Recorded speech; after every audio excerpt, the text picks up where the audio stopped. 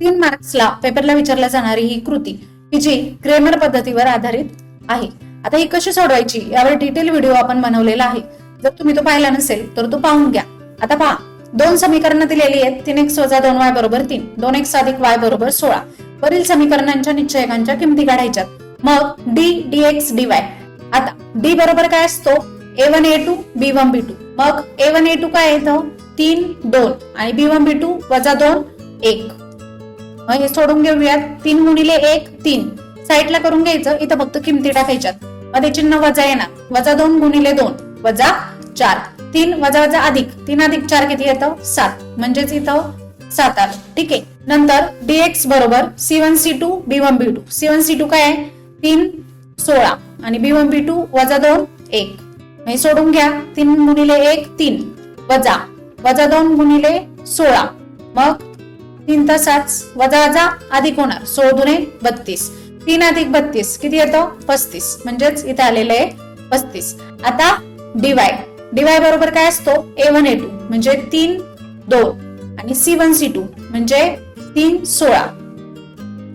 आता हे पण सोडून घ्या। तिरकस गुणाकार 3 × 16 वजा 3 × 2 16 त्रिक 48 वजा 3 दुने 6 48 वजा 6 42। ठीक आहे। आता d dx dy तिन्हींच्या किमती मिळाल्या।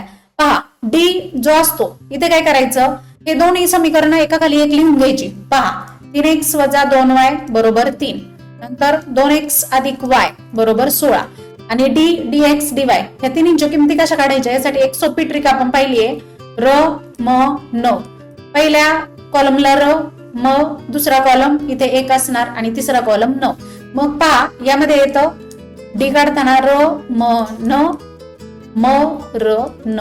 अशा क्रमाने आपण हे एक्झाम्पल सॉल्व्ह करतो। जर तुम्हाला डिटेल मध्ये पाहायचं असेल तर बायोमध्ये व्हिडिओची लिंक आहे, त्यावर जाऊन तुम्ही डिटेल मध्ये पाहू शकता। मग आता क्रॅमरच्या पद्धतीनुसार उकल येणार। x बरोबर इथे असतं dx / d। dx किती आलाय आपला? 35/7। साईडला करून घ्या। 35/7 किती येतं? 5। म्हणजेच x ची किंमत आली 5। y बरोबर dy / d।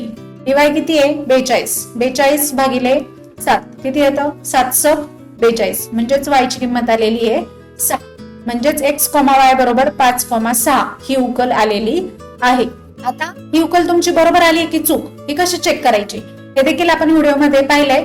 जर तुम्हाला क्रॅमर पद्धत कशी सोडवायची हे व्यवस्थित जाणून घ्यायचे असेल तर बायोमध्ये दिलेल्या व्हिडिओवर नक्की क्लिक करा आणि पहा। आणि व्हिडिओ आवडल्यास लाईक करा, तुमच्या मित्रमैत्रिणींपर्यंत शेअर करा आणि आपल्या चॅनलला नक्की सबस्क्राईब करा।